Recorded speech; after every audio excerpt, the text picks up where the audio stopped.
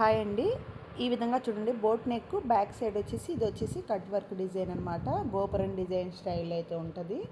ఈ విధమైన నెక్కులు అనేది మన కస్టమర్స్ కుట్టమన్నప్పుడు ఏ విధంగా కుట్టుకోవాలో మీకు ఈ వీడియోలో అయితే చెప్తానండి. దీనికి వచ్చేసి మనకి క్యాన్వాస్ అయితే సరిపడా లేదనమాట. అంటే నాకు పొడవు సరిపోలేదు, దానికోసం ఎక్స్ట్రాగా మరొక క్లాత్ని అయితే తీసుకుంటున్నాను. అంటే ఇక్కడ వచ్చేసి దీనికి 2 పీసెస్ అయితే యాడ్ చేస్తున్నాను అనమాట. ఇది వచ్చేసి నేను క్యాన్వాస్ ఒకేసారి ఒక 4-5 మీటర్స్ అయితే తెచ్చి ఈ విధంగా పెట్టేసుకుంటానండి. చూడండి, ఈ విధంగా 2 పీసెస్ అయితే యూజ్ చేస్తున్నాను అనమాట. పైన వచ్చేసి ఒకటి పెట్టుకుంటాను, అదేవిధంగా కింది వైపున రెండో దాన్ని పెట్టేసుకొని స్టిచ్చింగ్ అయితే చేసేసుకోవచ్చు అనమాట. ఓకేనా, ఈ రెండు మనం ఎక్కడ అడ్జస్ట్ అయితే చూసుకొని సెట్ చేసుకోవాలి. నెక్స్ట్ చూడండి, ఇది వచ్చేసి మనకి లైనింగ్ పీస్ కదా, ఇది వచ్చేసి మెయిన్ ఫ్యాబ్రిక్ అనమాట. చూడండి, మెయిన్ ఫ్యాబ్రిక్ని అడుగున వైపుని పెట్టాను కదా, దీని అడుగున వచ్చేసి మనము ఈ క్యాన్వాస్ని అయితే పెట్టుకోవాలి. ఈ విధంగా అడుగున క్యాన్వాస్ పెట్టిన తర్వాత మనకి ఉల్టా సైడ్ కిందే ఉండాలండి, మెయిన్ వచ్చేసి పై వైపునే ఉండాలన్నమాట. నెక్స్ట్ చూడండి, ఇది వచ్చేసి లైనింగ్ పీస్ అనమాట. ఈ విధంగా లైనింగ్ పీస్ అనేది పై వైపున పెట్టుకోవాలి. పెట్టుకొని ఏం చేయాలంటే మనము పిన్స్ అయితే పెట్టుకోవాలన్నమాట. అంటే ఈ విధంగా గుండు పిన్నులను కనుక పెట్టామనుకోండి, మనకి క్లాత్ అనేది కదలకుండా ఉంటుంది అనమాట. అడుగునున్న క్యాన్వాస్ కలిపి పైన లైనింగ్ పార్ట్, మధ్యలో మెయిన్ ఫ్యాబ్రిక్, అడుగున క్యాన్వాస్, ఈ మూడు కూడా మనము కదలకుండా ఈ విధంగా పిన్స్ అయితే పెట్టేసుకోవాలి. ఓకేనా, ఈ విధంగా పైన పెట్టాను కదా, ఫస్ట్ వచ్చేసి పైన వచ్చేసి నేను క్యాన్వాస్ ఒక పీసే పెట్టానండి. ఇది వచ్చేసి రెండోది అనమాట. దీన్ని వచ్చేసి కింది వైపుని ఈ విధంగా పెట్టుకోవాలి. ఓకేనా, ఈ విధంగా పెట్టిన తర్వాత క్లాత్ని మరలా మనం అడ్జస్ట్ చేసుకోవాలన్నమాట. ముడతలు లేకుండా నీట్గా అయితే ఈ విధంగా అడ్జస్ట్ చేసుకొని ఈ కింది వైపున కూడా పిన్స్ అయితే నీట్గా పెట్టుకోవాలి. ఓకేనా, ఈ విధంగా మొత్తము కూడా మనము పిన్స్ పెట్టుకోవడం వల్ల ఏంటంటే మనము నెక్ అనేది కుట్టేటప్పుడు క్లాత్ అనేది కదలకుండా ఉంటుందన్నమాట. ఓకే, ఈ విధంగా పెట్టుకున్న తర్వాత ఫస్ట్ చూడండి, నెక్కి ఒక సైడ్ నుంచి అయితే కుట్టుకుంటున్నాను. ఈ విధంగా చూడండి, నెక్కి మనము ఖర్చు అనేది మనకి పాదం ఉంది కదా, ఈ పాదానికి ఒక సైడ్ వచ్చేసి మనకి ఎంత వెడల్పు అయితే ఉందో, ఇది నార్మల్ పాదం కదా, ఆ పాదానికి ఒక సైడ్ ఎంత వెడల్పు ఉందో అంత ఖర్చు పెట్టుకుంటే సరిపోతుంది. ఇది వచ్చేసి నేను మిడిల్ పార్ట్లో మార్కింగ్ అయితే చేశానండి.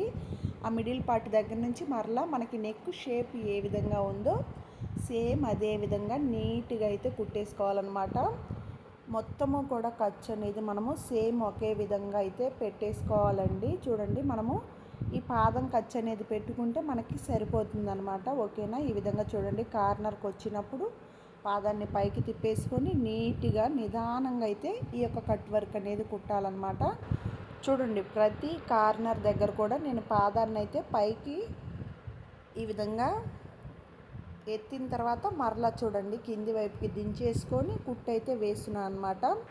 ఓకేనా, ఈ విధంగా నీట్గా మనము కుట్టాలి. ఖర్చు కూడా చూడండి, సేమ్ మనము స్టార్టింగ్లో ఎంత ఖర్చు అయితే పెట్టామో అంతే ఖర్చు అనేది మనము ఎండింగ్ పాయింట్ వరకు కూడా కుట్టేసుకోవాలన్నమాట.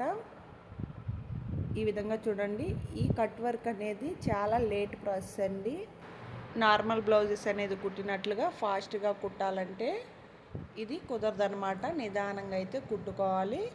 ఓకేనా, ఈ విధంగా కుట్టిన తర్వాత మనకి ఇక్కడ మిడిల్ పార్ట్ వచ్చింది కదా, ఈ మిడిల్ పార్ట్ దగ్గర మరలా మనము ఇటువైపుకి అయితే ఈ విధంగా కుట్టేసుకోవాలన్నమాట. ఓకేనా, ఈ విధంగా కుట్టిన తర్వాత చూడండి, మనకి నెక్ షేప్ అనేది ఎంత బాగా కనిపిస్తుందో. ఏంటంటే ఇది మనకి పైన వచ్చేసి డార్క్ కలర్ లైనింగ్ ఉండడం వల్ల మనకు ఆ షేప్ అనేది పర్ఫెక్ట్గా కనిపిస్తుంది అనమాట.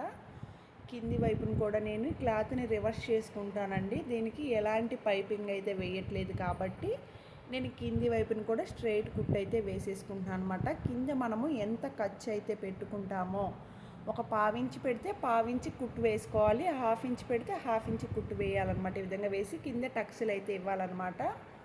ఓకేనా, చూడండి మనకి బ్యాక్ సైడ్ ఏ విధంగా కనిపిస్తుందో ఈ విధంగా అయితే మనము నీట్గా అయితే కట్ చేసుకోవాలి. మిడిల్ పార్ట్లో ఈ విధంగా చూడండి, మనకి ఖర్చు అనేది తెగకుండా నీట్గా అయితే కట్ చేసుకోవాలన్నమాట. చుట్టూ కూడా మనకి చూడండి, ఖర్చు అనేది మరీ ఎక్కువ ఉంచకూడదు, అట్లాగని చెప్పేసి తక్కువ పెట్టకూడదు అనమాట. ఈ విధంగా చూడండి, మనకి కొంచెం పై వైపుకు ఉండేటట్లుగా లైనింగ్ కంటే మెయిన్ ఫ్యాబ్రిక్ కొంచెం ఉండేటట్లుగా చూసుకొని ఈ విధంగా కట్ చేయాలన్నమాట. కట్ చేసిన తర్వాత మనకి చూడండి, ఈ విధంగా టక్స్లు అయితే ఇవ్వాలన్నమాట.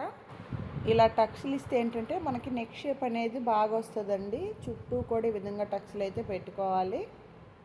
ఓకేనా, మనం ఈ నెక్కనే కాదండి, ఏ నెక్ కుట్టినా సరే కంపల్సరీ టక్స్లు అయితే ఈ విధంగా పెట్టాలన్నమాట. నెక్స్ట్ చూడండి, దీన్ని ఈ విధంగా రివర్స్ చేసేసుకొని ఈ క్లాత్ మొత్తాన్ని కూడా బయట వైపుకి ప్రెస్ చేయాలన్నమాట. మనకు ఆ నెక్ షేప్ అనేది పర్ఫెక్ట్గా రావాలంటే మనము ఖర్చు అనేది బయట వైపుకి ఈ విధంగా నీట్గా అయితే ప్రెస్ చేసుకోవాలన్నమాట. కట్ వర్క్ షేప్ దగ్గర కానివ్వండి, ప్రతి కార్నర్లో క్లాత్ మొత్తాన్ని కూడా బయట వైపుకి ఈ విధంగా నెట్టాలన్నమాట.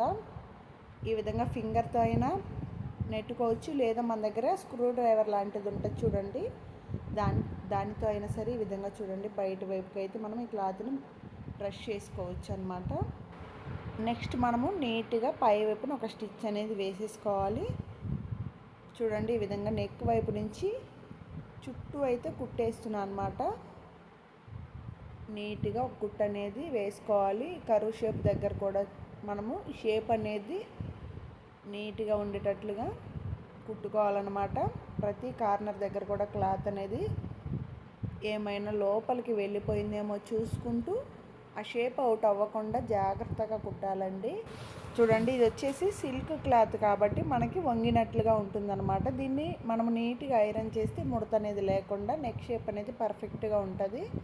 ఇది వచ్చేసి లోపల వైపుకి ముడుచుకొని పోయినట్లుగా ఈ విధంగా వెళ్ళకుండా ఐరన్ చేసుకోవాలి. ఓకే అండి, చూడండి ఈ విధంగా మనము నెక్ చుట్టూ కూడా స్టిచ్ అయితే వేసామన్నమాట. ఈ విధంగా నార్మల్ స్టిచ్చే కాదు, దీనికి పైపింగ్ కూడా వేసుకోవచ్చు. ఇక్కడ వచ్చి నెక్ అయిపోయింది కదా, కింది వైపున కూడా ఒక స్ట్రైట్ కుట్ అనేది వేసేసుకుంటే మనకి బ్లౌజ్ అనేది రెడీ అయిపోతుందండి.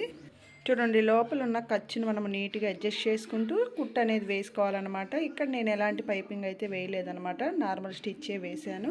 అయినా సరే లుక్ చూడండి మనకి ఎంత బాగా వచ్చేసిందో. ఓకేనా, ఈ విధంగా స్ట్రైట్గా కుట్ అనేది వేసుకోవాలన్నమాట.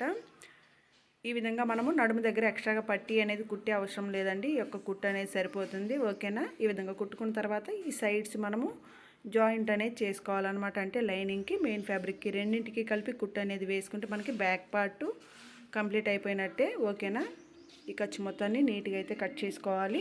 అదేవిధంగా రెండో వైపు కూడా ఈ విధంగా నీట్గా కుట్టుకోవాలండి. కుట్టేటప్పుడు క్లాత్ అనేది జరగకుండా జాగ్రత్తగా కుట్టు అనేది వేసుకోవాలన్నమాట. సిల్క్ క్లాత్ కాబట్టి జరిగిపోతూ ఉంటుందండి.